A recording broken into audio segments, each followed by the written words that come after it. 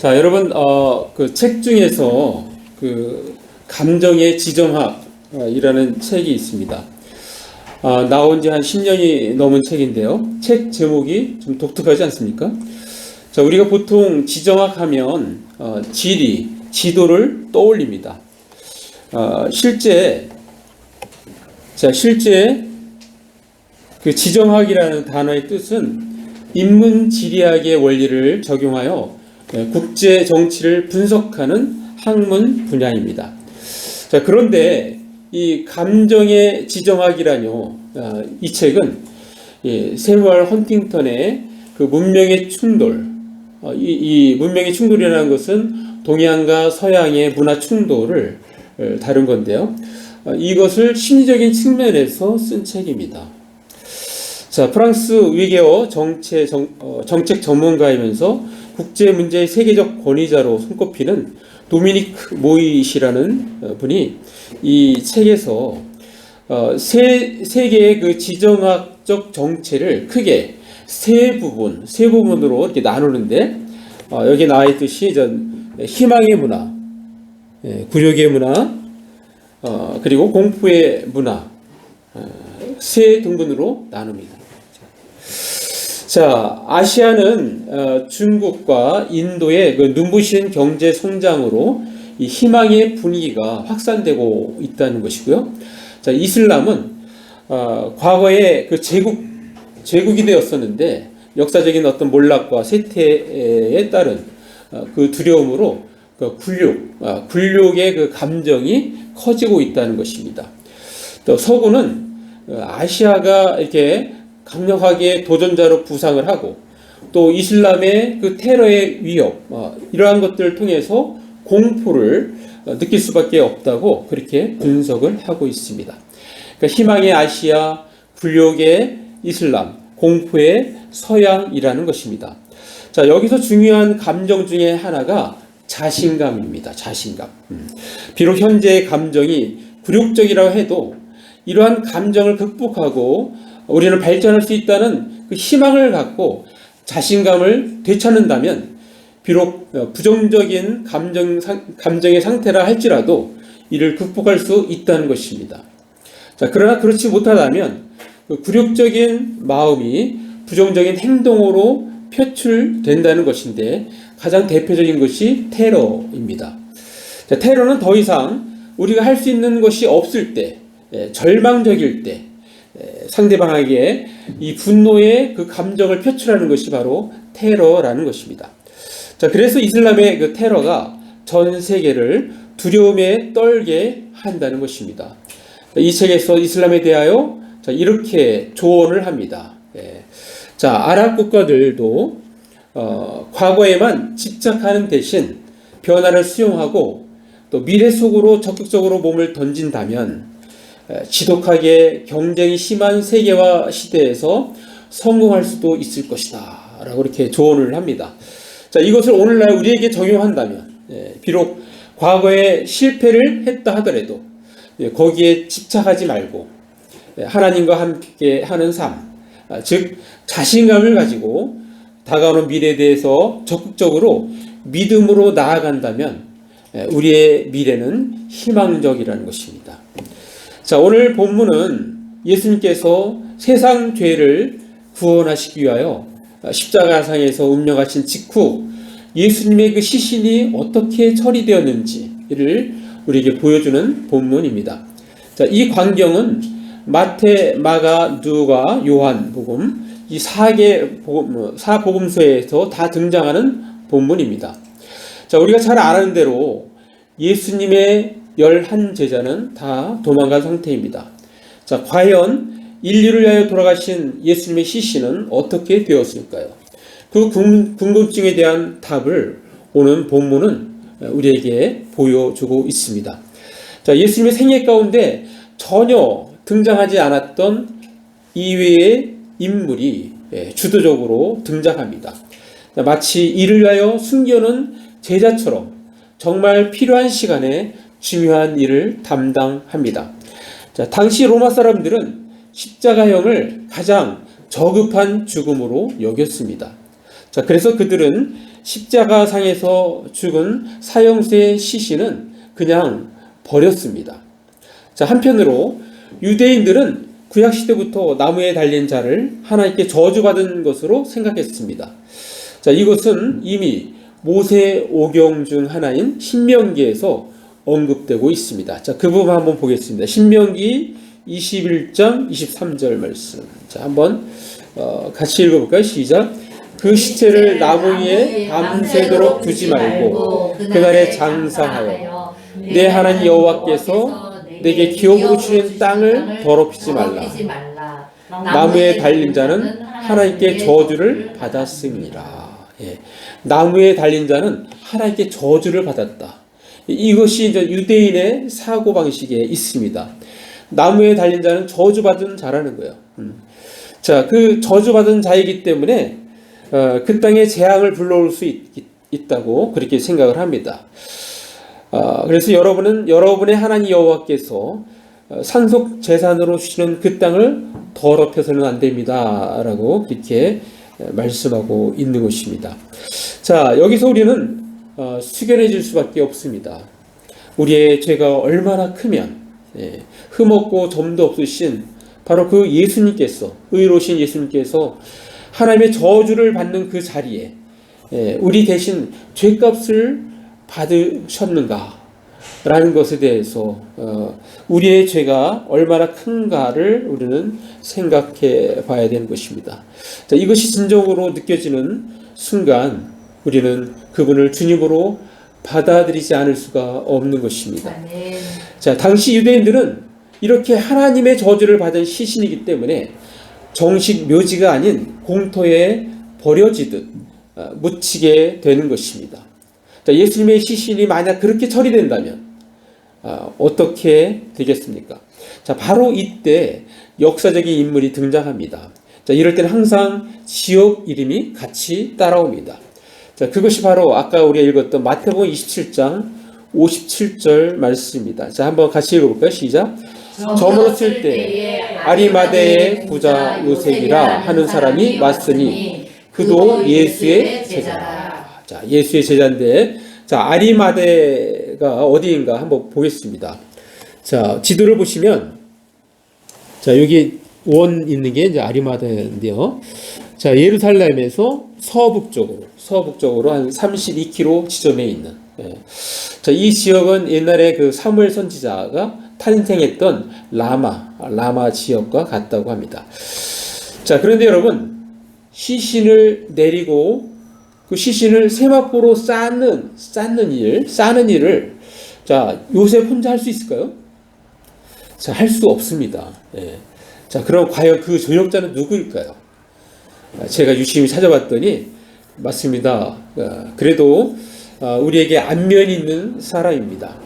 그 사람은 바로 밤에 정말 어두운 가운데 궁금해서 예수님을 조용히 찾아와서 질문했던 니고데모였습니다.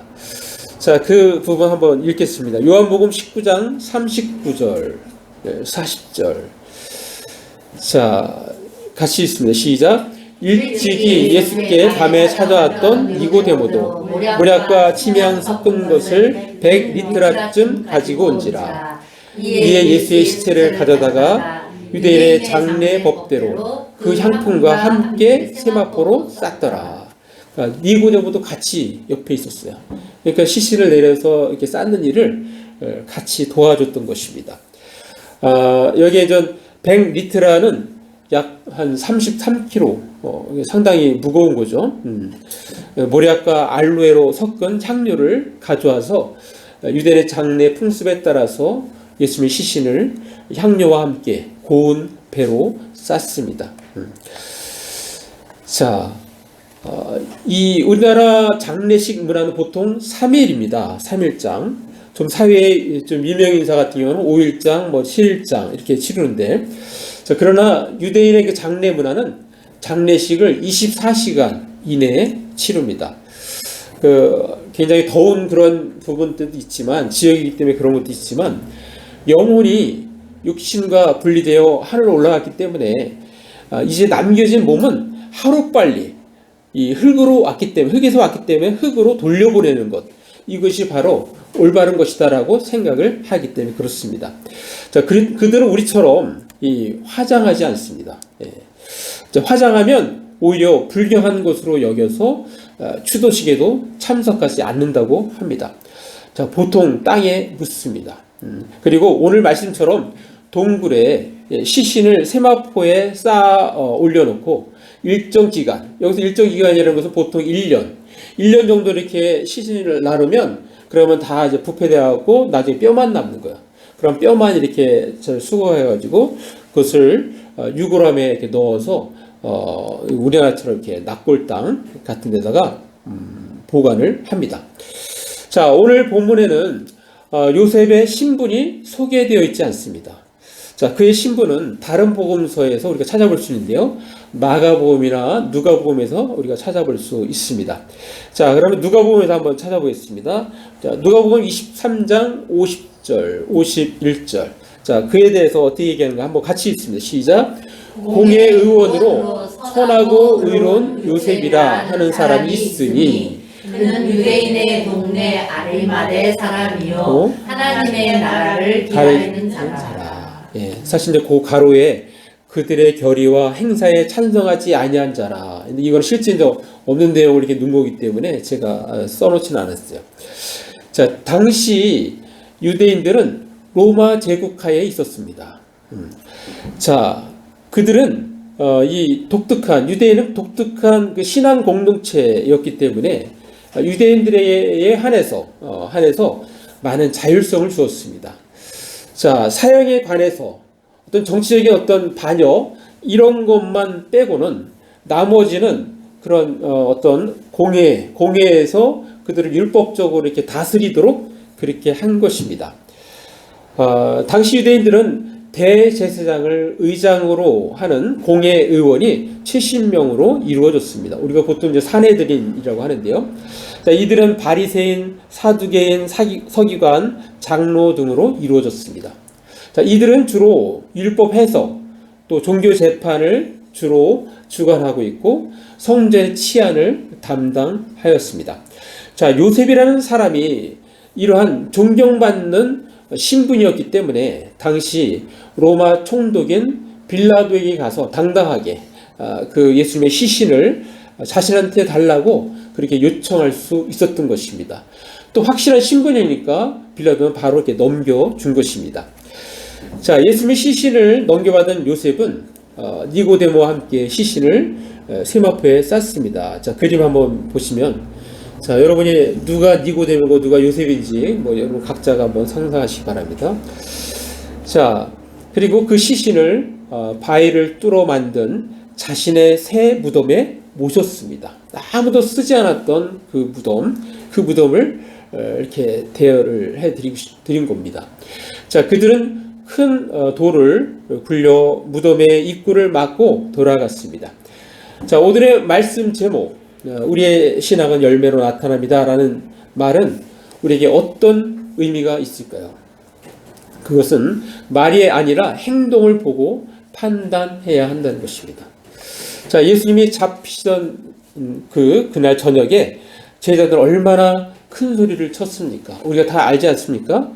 마태복음 26장 35절 보면은 베드로가 이르되 내가 주와 함께 죽을지언정 주를 부인하지 않겠나이다 하고 모든 제자도 그와 같이 말하니라. 모든 제자도 다 그렇게 얘기했어요. 베드로만 그런 게 아니라 모든 제자가 다 그렇게 얘기했습니다. 그랬더니 어떻게 됐습니까? 베드로뿐만 아니라 다른 제자들도 예수님에 대하여 아는 것도 많고 큰 소리 쳤지만 그들은 하나같이 다 도망가고 그 자리에 없었습니다. 자, 그때 이 아리마대 사람 요셉은 행동으로 자신의 믿음을 보여준 것입니다. 자신이 예수님을 어떻게 여기는지 숨기지 않고 가진 것을 동원하여 예수님의 마지막 길을 보내드리고 있었던 것입니다. 그는 사내들인 의원의 신분을 이용하여 예수님의 시신을 넘겨받았습니다. 그리고 자신의 재력을 사용하여 예수님의 시신을 자기 묘실에 장사한 것입니다. 자, 사실 이 행동은 나중에 오해를 받아 곤란한 상황에 초래될 수도 있었던 그러한 행동이었습니다. 자, 무슨 말이냐 하면요. 자, 예수님이 부활하셨을 때 이를 부인하는 사람들 주장 중에 하나가 바로 제자들이 어떤 사람이 제자들이 시신을 훔쳐갔다는 거예요. 훔쳐가고 부활했다고 뻥치는 거라 이거예요. 사기치는 거라는 거예요.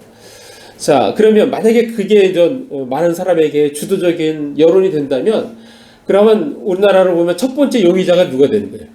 바로 요셉이 되는 거 아니에요. 왜? 빌라도에게 가서 시신을 달라고 해서 허락을 했기 때문에 그거는 뭐 증인도 다 있으니까. 그러면 여기에 대해서 답변을 제대로 못하면 어떻게 돼요? 굉장히 곤란한 상황에 처하게 되는 것입니다. 역사적으로 증명은 안 됐지만 충분히 가능성 있는 그러한 이야기입니다. 자, 사랑하는 나무자기 성도 여러분, 오늘날 우리가 살아가는 세상의 장례식 광경을 살펴보면 실제로 나타나는 현상이 있습니다. 자, 부부간에도 누구의 장례식이냐에 따라서 조문객 수가 달라진다는 것입니다. 예. 자, 보통 부인이 죽은 장례식인 경우 남편이 죽은 장례식보다도 사람이 더 많이 온다는 것입니다. 왜냐하면 거기에는 보상 심리가 작용하기 때문입니다. 부인의 장례식에 참석을 하면 자신이 조문객으로 방문했으므로 그 남편과의 관계를 플러스 요인으로 작용하도록 활용할 수 있기 때문입니다. 자, 그러나 남편의 장례식에는 조문객으로 와봐도 그러한 요소가 적거나 아예 없기 때문입니다. 그래서 적게 오는 것입니다. 자, 이러한 측면에서 자, 유대인의 문화는 아주 흥미로운 것이 있습니다. 당시 유대인의 그 전통에 따르면 사람이 할 수 있는 가장 귀한 선행 중에 하나가 바로 이 타인의 장례를 돕는 일입니다. 자, 우리나라와 같은 그 원리로 죽은 사람을 돕는 일은 보상을 받을 수 없는 일이잖아요. 이 사람이 죽었으니까. 그래서 내가 이 사람한테 선행을 해도 이 사람한테 어떤 보상이 없잖아요. 그러니까 이 장례 문화를 도와주는 것, 이것이 굉장히 큰 선행으로 그렇게 그들의 문화 가운데는 있다는 것입니다. 자, 지금 아리마대 요셉도 그가 시신을 처리하는 것은 약 3시간밖에 없어요. 여유가. 왜냐하면 안식일 날부터는 그걸 안 합니다. 시신을 이렇게 세마포로 싸고 이런 걸 안 해요. 근데 예수님이 언제 돌아가셨어요? 금요일 오후 3시에 운명하셨거든요. 그럼 저녁 때 한 6시라고 생각한다면 3시간밖에 시간이 없는 거예요. 그 짧은 시간에 바로 이러한 일을 처리한 것입니다. 자, 또 한편으로는 여인들이 등장합니다. 그녀들은 맞은편에 앉아서 그 모든 과정을 지켜보았습니다. 자, 그 부분이 우리가 아까 읽었던 마태복음 27장 61절에 나오는데요. 자, 61절 한번 같이 읽습니다. 시작. 거기에 막달라 마리아와 다른 마리아가 무덤을 향하여 앉았더라. 자, 여기서 다른 마리아는 본문 바로 직전의 말씀, 즉 마태복음 27장 56절을 보면 야고보와 요셉의 어머니 마리아인 것을 알 수 있는데요. 자, 그 부분만 한번 제가 읽어드릴게요. 마태복음 27장 56절. 그 중에는 막달라 마리아와 또 야고보와 요셉의 어머니 마리아와 또 세베대의 아들들의 어머니도 있더라. 예. 자, 이때 당시에는 마리아라는 말이 이렇게 흔했던 이름인 것입니다. 자, 이와 같이 비주류의 사람들이 등장하며 예수님의 마지막에 그 중요한 한 페이지를 함께 하고 있었던 것입니다.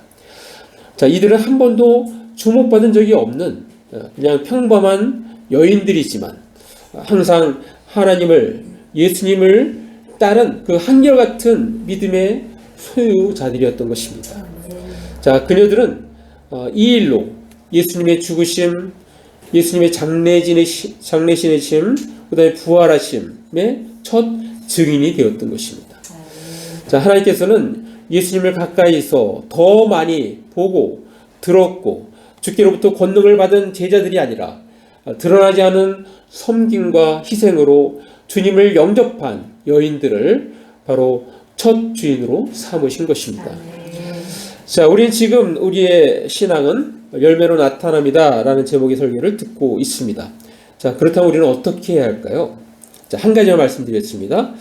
자, 우리의 내면을 하늘의 것으로 채워가야 합니다. 한번 같이 있습니다. 시작. 우리의 내면을 하늘의 것으로 채워가야 합니다. 자, 우리 마태복음 23장 25절 말씀 제가 한번 읽어드리겠습니다. 화이트림저 외식하는 서기관들과 바리새인들이여 잔과 대접의 겉은 깨끗이 하되 그 안에는 탐욕과 방탕으로 가득하게 하는도다.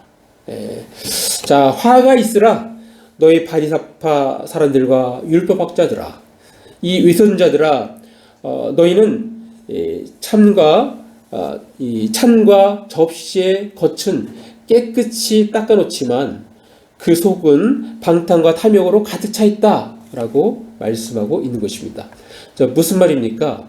겉으로는 거룩하고 깨끗해 보이지만 사실은 실상은 그렇지 않다는 것입니다. 자, 우리는 이와 같은 위선을 방지하기 위하여 예수님께서 말씀하신 것을 기억해야 합니다. 자, 그 말씀 누가복음 6장 45절 말씀 한번 우리 같이 읽습니다. 시작. 선한 사람은 마음에 쌓은 선에서 선을 내고 악한 자는 그 쌓은 악에서 악을 내나니 이는 마음에 가득한 것을 입으로 말함이니라. 예. 자, 우리의 마음에 가득한 것이 흘러 넘쳐서 나오는 것이 바로 우리의 입술의 그런 말들입니다. 자, 이 말씀을 보면 상대방과 대화를 하면서 이 상대방을 어느 정도 알 수 있음을 표현하고 있습니다. 자, 그러나 오늘날은 이 또한 이 사기치는 사람은 자기를 다 속이면서 말로는 아주 교묘하게 얘기하기 때문에 우리가 말 가지고는 이게 분간이 안 됩니다. 정확히 알 수 없습니다. 자, 그럴 때는 그 사람의 행동, 더 정확히는 그 사람의 열매를 봐야 합니다. 자, 이 부분에 대하여 예수님께서 하신 말씀을 한번 읽어보겠습니다. 마태복음 12장 33절 말씀. 자, 한번 같이 읽습니다. 시작. 나무도 좋고 열매도 좋다 하든지 나무도 좋지 않고 열매도 좋지 않다 하든지 하라. 그 열매로 나무를 아느니라. 자, 만약에 어떤 나무에 포도송이가 달린다면 그 나무는 틀림없이 포도나무일 것입니다. 또 만약에 사과가 주렁주렁 열린다면 그 나무는 틀림없이 사과나무일 것입니다. 감이 주렁주렁 열렸다면 그 나무는 틀림없이 감나무임을 알 수 있다는 것입니다. 자, 그렇다면 결론은 나와 있습니다. 자, 우리가 열매에 신경 쓰기보다는 좋은 나무가 되는 것에 신경을 쓰고 투자를 해야 한다는 것입니다. 왜냐하면 좋은 나무에서 좋은 열매가 열리기 때문입니다. 자, 가장 대표적인 것이 바로 성령의 9가지 열매 아닙니까? 자, 우리가 성령으로 가득 채워지면 나타나는 성령의 열매, 우리가 잘 아는 말씀 갈라디아서 5장 22절 23절 말씀 우리 같이 읽습니다. 시작. 오직 성령의 열매는 사랑과 희락과 화평과 오래 참음과 자비와 양성과 충성과 온유와 절제니 이 같은 것을 금지할 법이 없느니라. 예, 사랑, 기쁨, 평화, 인내, 친절, 선행, 진실, 온유, 그리고 절제. 예. 자, 이것이 어떻게 됐다고요? 성령이 충만하면, 성령이 가득 채워지면 나타나는 열매라는 것입니다. 자, 이런 아름다운 성품들이 성령이 충만할 때 나타나는 열매인데요. 따라서 우리는 날마다 성령 충만을 구해야 하는 것입니다. 자, 그러므로 성경은 성령 충만을 언급하고 있습니다. 자, 우리 그 부분 한번 읽습니다. 에베소 5장 18절 말씀. 자, 우리가 많이 들었던 말씀인데요. 같이 한번 읽습니다. 시작. 술 취하지 말라. 이는 방탕한 것이니 오직 성령으로 충만함을 받으라. 자, 이게 성령의 충만을 얘기할 때 술하고 같이 비교합니다. 그러니까 술이 충만하면 어떻게 해요? 그 술에 충만한 행동을 하잖아요. 그죠? 성령이 충만하면 성령의 그 열매들이 나타난다는 것입니다. 자, 이 채워지는 것, 성령으로 채워지는 것을 말씀하고 있고요. 자, 또한 가장 좋은 나무가 성경에 소개되고 있습니다. 자, 그것은 물가에 심은 나무입니다.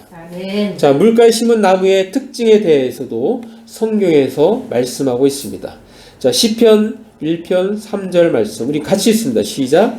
그는 시냇가에 심은 나무가 철을 따라 열매를 맺으며 그 잎사귀가 마르지 아니한 것 같으니 그가 하는 모든 일이 다 형통하리로다. 예, 마치 시냇가에 옮겨 심은 나무와 같다. 예, 계절을 따라 열매를 맺고 그 잎새가 시들지 않는 나무와 같다. 그러므로 그가 하는 일마다 다 잘 될 것이다 라고 말씀하고 있습니다. 자, 이 말씀은 영적으로 보면 생명수와 연결된 영혼이 때에 따라 열매를 맺게 된다는 것입니다. 잎사귀가 마르지 않고 형통한 삶을 살게 된다는 것입니다. 자, 그 부분 한번 그러면 읽겠습니다. 자, 요한계시록 21장 6절 말씀. 자, 같이 읽습니다. 시작. 또 내게 말씀하시되 이렇도다. 나는 알파와 오메가요 처음과 마지막이라. 내가 생명수 샘물을 목마른 자에게 값없이 주리니. 자, 예수님이 뭐라고요? 생명수 샘물이라는 거야. 생명수 샘물.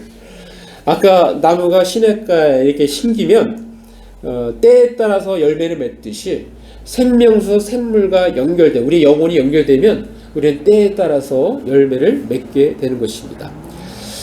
자, 이 말씀을 보면 우리의 관건은 무엇입니까? 바로 생명수 샘물이신 예수님을 사모하는 것입니다. 아멘. 자, 그분에 대하여 목말라 하는 것입니다. 아멘. 그분에 대하여 목말라 한다는 것은 무엇으로 표현됩니까? 그렇습니다. 골방 기도함으로써 생명수 샘물을 마십니다. 또 하나님의 말씀을 묵상함으로써 생명수 샘물을 마실 수 있는 것입니다. 아멘. 자, 예수님은 살아생전 그분의 마음속에 진리와 사랑, 자비, 긍휼, 의로움, 겸손함, 온유하심이 가득했기 때문에 예수님이 행하시는 일마다 치료가 일어났습니다. 아멘. 사랑이 넘쳤습니다. 아멘. 기쁨과 평안이 넘쳤습니다.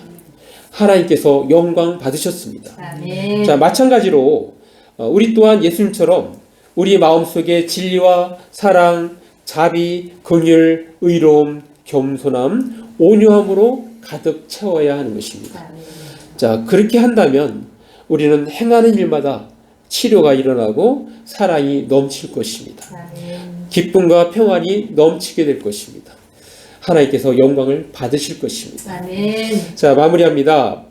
자, 요즘 우리의 거리에는 전도지 뿌리는 사람이 거의 없습니다. 복음 전하는 사람도 잘 보이질 않습니다. 이제는 그런 것으로 어필되지 않기 때문입니다. 자, 우리의 언어가 아니라 행동으로 보여주어야 합니다. 우리는 적극적으로 믿음의 상상력을 발휘해야 합니다. 현실 너머의 역사하시는 하나님을 바라보고 믿음으로 나아가야 하는 것입니다. 아멘. 한결같은 믿음으로, 성실함으로, 진실함으로, 사랑의 마음으로 이웃을 대해야 하는 것입니다. 아멘. 자, 명심하십시오. 우리의 뒤에는 천지를 창조신 하나님께서 든든한 백으로 계십니다. 아멘. 우리는 믿음을 가지고 담대함으로 한 걸음 한 걸음 전진해야 합니다. 우리의 신앙은 열매로 나타납니다. 자, 그러므로 우리는 우리의 내면을 하늘의 것으로 가득 채워가야 합니다. 아멘. 예수님처럼 우리 마음속에 진리와 사랑, 자비와 긍휼, 의로움, 겸손함, 온유함으로 가득 채워가야 합니다. 자, 우리 모두는 우리의 내면을 하늘의 것으로 채워감으로써 하나님께 영광 올려드리는 저와 여러분 되시기를 간절히 바랍니다. 아멘. 이 시간 말씀 생각하시면서 1, 2분 잠깐 기도로 나가겠습니다. 기도하신 분입니다.